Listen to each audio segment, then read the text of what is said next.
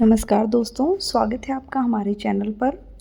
आज की इस वीडियो में हम जानेंगे कि कैसे आप वोटर लिस्ट से किसी व्यक्ति का नाम हटाने के लिए फॉर्म नंबर 7 भर सकते हैं। यह ऑनलाइन आप कैसे भर सकते हैं, किन किन परिस्थितियों में यह फॉर्म भरा जाता है और कैसे आप इसको ऑनलाइन सबमिट कर सकते हैं बिना BLO के भी। तो चलिए वीडियो को शुरू करते हैं। अगर आप BLO हैं या वोटर लिस्ट से संबंधित कार्य करते हैं तो आज की वीडियो आपके लिए काफ़ी उपयोगी होने वाली है, इसलिए वीडियो को पूरा ज़रूर देखिए। सबसे पहले जानते हैं फॉर्म 7 कब भरा जाता है।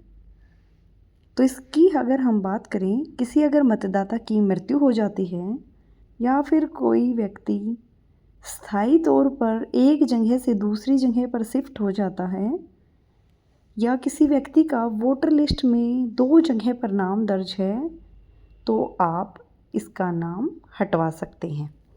उसके लिए आपको फॉर्म नंबर 7 के माध्यम से नाम हटाने के लिए अनुरोध भेजना होता है।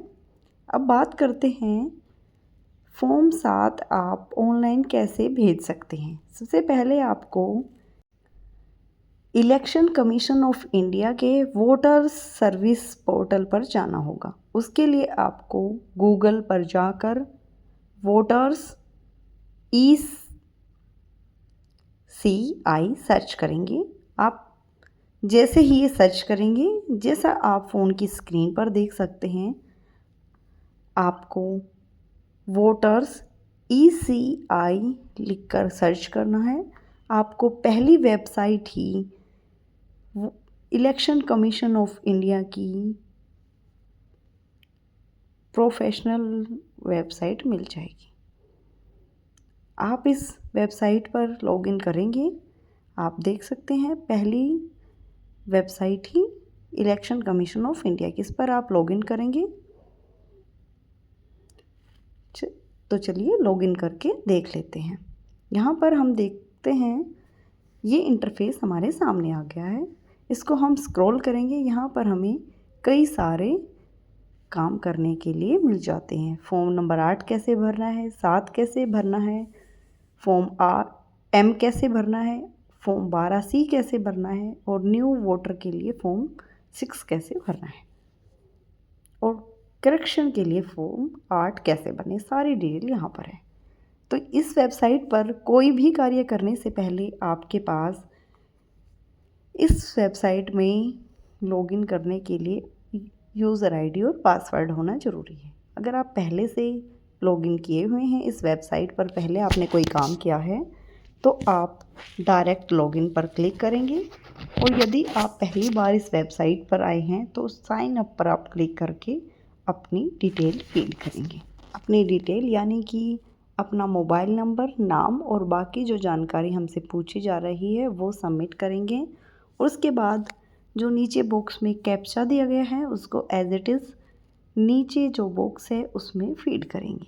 आपको इसमें कोई एक्स्ट्रा स्पेस नहीं देना है और ना ही अक्षरों का फेरबदल करना है, यानी जो अक्षर कैपिटल में है उसको आप कैपिटल में रखेंगे और जो स्मॉल लेटर्स में है उनको आप स्मॉल लेटर्स में ही लिखेंगे। उसके बाद आपको ये टाइप करने के बाद नीचे जो कंटिन्यू का बॉक्स है उस पर क्लिक करना है। यहाँ पर आप देख सकते हैं जैसा कि आपको फ़ोन की स्क्रीन पर दिख रहा है, नीचे कंटिन्यू का ऑप्शन है, उस पर आप क्लिक करेंगे।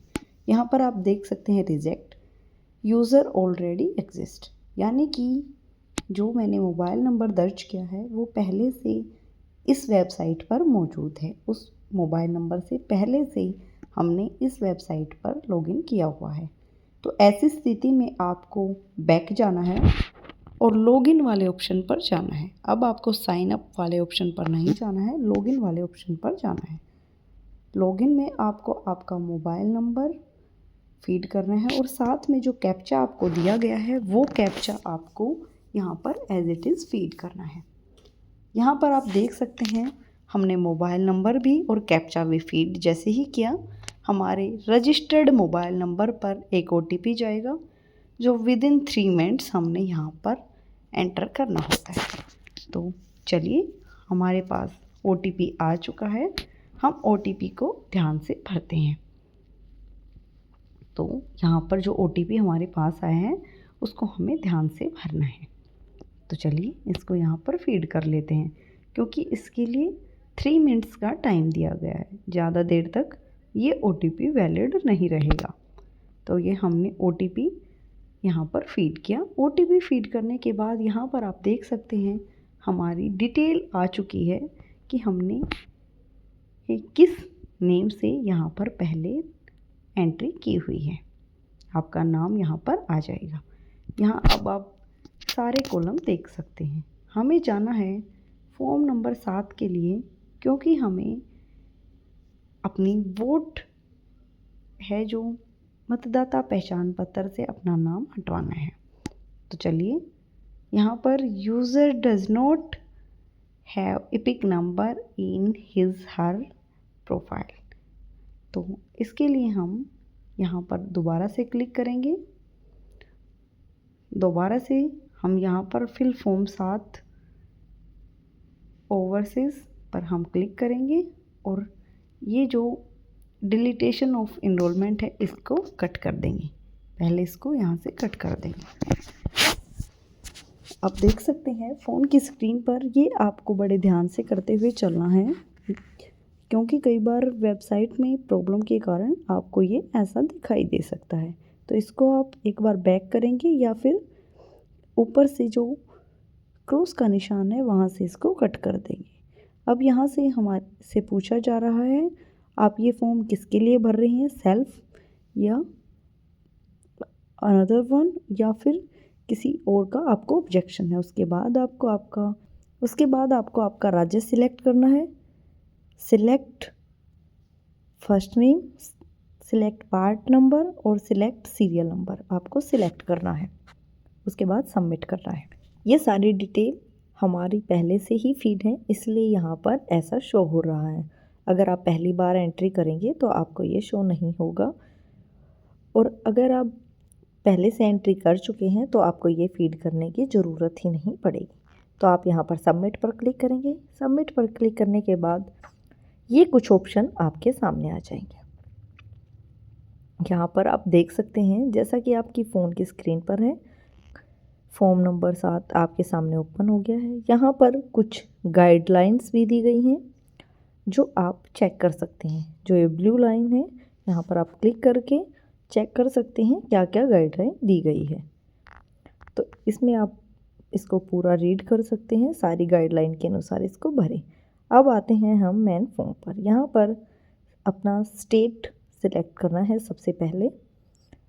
अगर आपने पहले से सिलेक्ट किया हुआ है, जैसा कि मेरे केस में है, तो हमें नहीं सिलेक्ट करना पड़ेगा। आप चाहें तो इसकी लैंग्वेज भी चेंज कर सकते हैं। अगर आप इस फॉर्म को हिंदी में भरना चाहें तो आप हिंदी में भी कर सकते हैं। उसके बाद आएंगे हम name of assembly.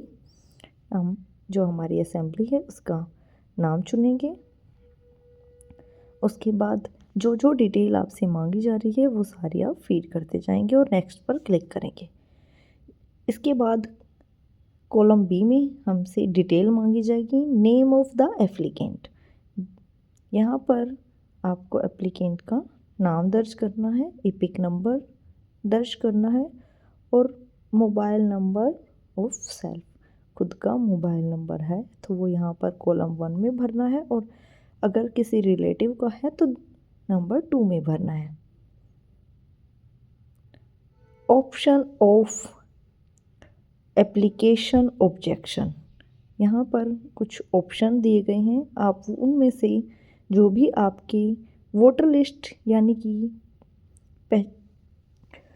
Voter card से आपका नाम हटवाने के लिए रिक्वेस्ट है, वो आप किस रीज़न से कर रहे हैं, वो इन सारे रीज़न्स में से आप चेक करके ऐड करेंगे।